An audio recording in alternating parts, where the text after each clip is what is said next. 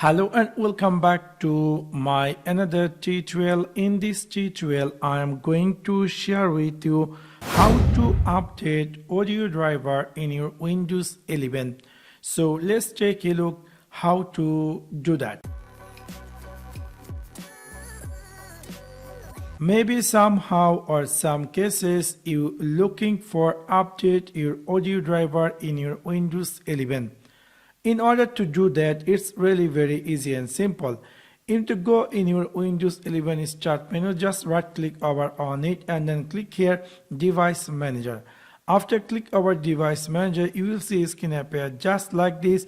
You need to extend this sound, video and game controller. After extend this, you will see all your audio device connected in your desktop or laptop.